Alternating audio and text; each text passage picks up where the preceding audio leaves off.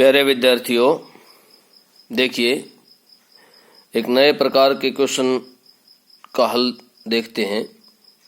निम्न माह की 22 और 28 तारीखों को 8 व्यक्तियों ABCDEFGH के सेमिनार आयोजित किए गए। देखिए इसमें एक टेबल दी हुई है, इसको ध्यान से समझिएगा। ये माह के नाम दिए गए हैं, मंथ्स के नाम दिए गए हैं और यहाँ पर 2 डेट्स दी गई हैं, तारीखें हैं 2, 22 तारीख और 28 तारीख। तो मार्च महीने में 22 तारीख को तो एच ने सेमिनार दिया था और 28 तारीख को बी ने। इसी तरह से अप्रैल में ए 22 तारीख को देता है और ई 28 तारीख को देता है। और सितंबर महीने में जी ने 22 तारीख को सेमिनार आयोजित किया और डी ने 28 तारीख को आयोजित किया। इसी तरह से कंटिन्यू चलते रहे तो दिसंबर में सी ने 22 तारीख को आयोजित किया और एफ ने 28 तारीख को आयोजित किया सेमिनार। अब इस टेबल के ऊपर या इस स्टेटमेंट के ऊपर क्वेश्चन देखते हैं। क्वेश्चन नंबर 1040, ई से पहले कितने व्यक्तियों का सेमिनार है? तो ध्यान से देखिए, ई कहाँ पर सेमिनार देता है? अप्रैल महीने में 28 तारीख को ई ने सेमिनार दिया। तो ई से पहले कितने व्यक्तियों ने सेमिनार दिया? देखिए मार्च में 2 व्यक्तियों ने सेमिनार दिया, एच और बी ने, एक ने 22 को और एक ने 28 को।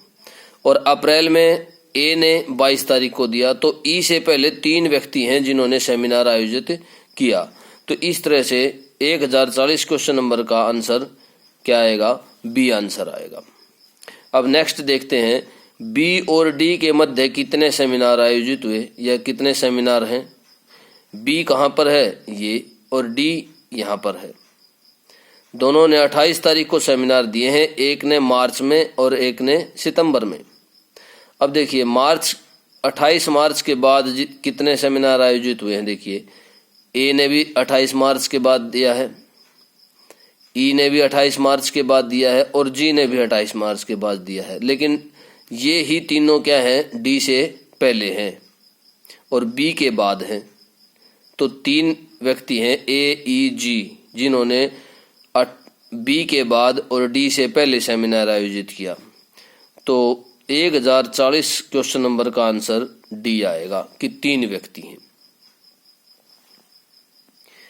अब नेक्स्ट क्वेश्चन है इसी पर कि 28 सितंबर को किसका सेमिनार है? तो 28 सितंबर, देखिए ये 28 तारीख है और सितंबर महीना, 28 सितंबर को किसका सेमिनार है? डी का। तो इसका आंसर क्या आएगा? सी आंसर आ जाएगा। तो इस तरह से आप इस टेबल के ऊपर क्वेश्चंस को पूरा करेंगे। चलिए एक क्वेश्चन और देख लेते हैं। इसमें क्वेश्चन दिया गया है कि कौन सा जोड़ा सुमेल नहीं है? सुमेल का मतलब है जो मेल नहीं खाता। एच और मार्च, तो क्या मार्च एच से संबंधित है? तो देखिए मार्च एच जो है वो मार्च में देता है, बिल्कुल संबंधित है। और इसी तरह से नेक्स्ट है सी दिसंबर, सी दिसंबर बिल्कुल संबंधित है। और ई अप्रैल, ई जो है अप्रैल से संबंधित है, बिल्कुल ई ने अप्रैल में दिया है सेमिनार। अब लास्ट जो इसका वो है ऑप्शन, वो है डी अप्रैल। डी जो है वो सितंबर के साथ अटैचमेंट है, मतलब डी ने सेमिनार सितंबर में आयोजित किया है, दिसंबर में नहीं। तो इस तरह से, या अप्रैल में नहीं, तो इस तरह से हम इसका आंसर डी कहेंगे, क्योंकि डी और अप्रैल जो है वो मेल नहीं खाता। तो इस तरह से आप क्वेश्चंस को हल करेंगे। चलिए एक नए प्रकार के क्वेश्चन करते हैं। एक शहर में 5 व्यक्तियों PQRST पर सर्वे किया गया कि वे कौन सा फल खाना पसंद करते हैं। तो पाया गया कि P और Q सेब और आम खाना पसंद करते हैं। P और Q जो है सेब और आम खाना पसंद करते हैं। R और Q आम और केला खाना पसंद करते हैं, पी और एस को सेब और पपीता पसंद है, तथा टी और क्यू संतरा और अमरूद खाना पसंद करते हैं।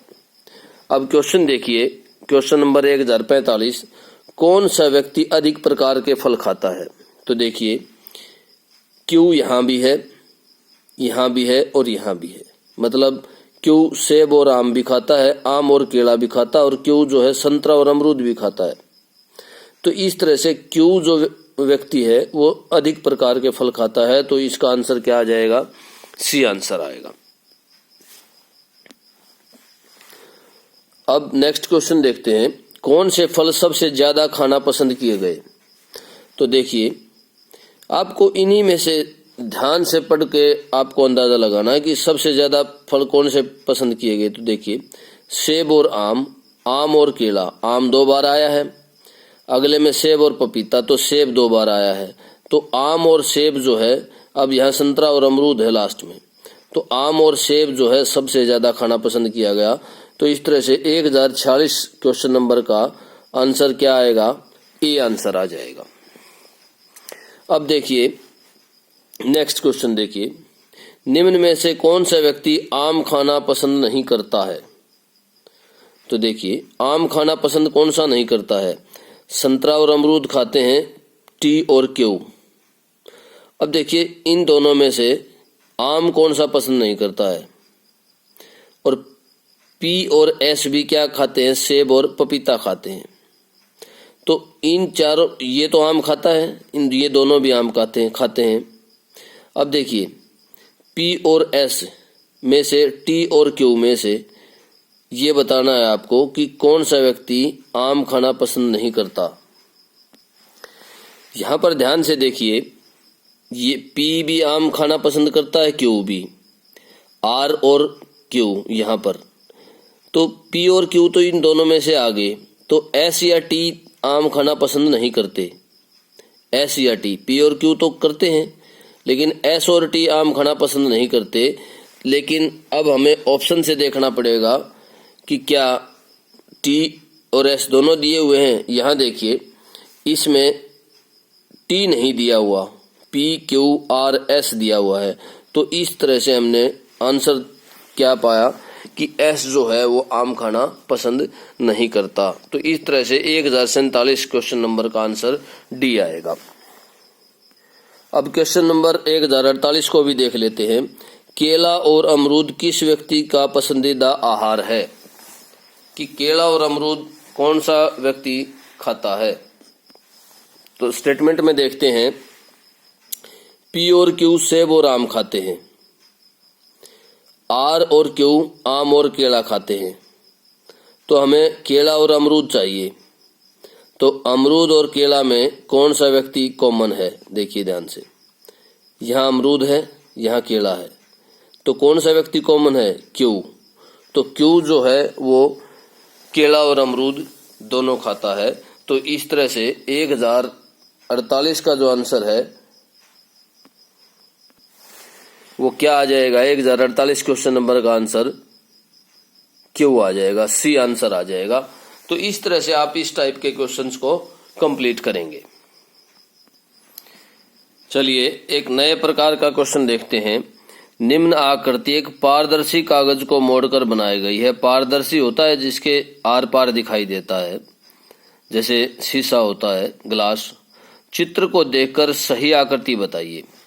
अब आपको ये बताना है कि ये जो डॉटेड जो लाइन दे रखी है, इसको अगर हम यूं मोड़ देते हैं, यहाँ से इस तरह से मोड़ देते हैं, यहाँ से यूं मोड़ते हैं, तो कौन सी आकृति बनेगी? तो देखिए ये लाइन जब यहाँ मुड़ेगी तो ये इस तरह से यहाँ जुड़ जाएगी, तो हमारे पास आकृति क्या आएगी? ए ही आकृति इसकी एक्चुअल आकृति बनेगी।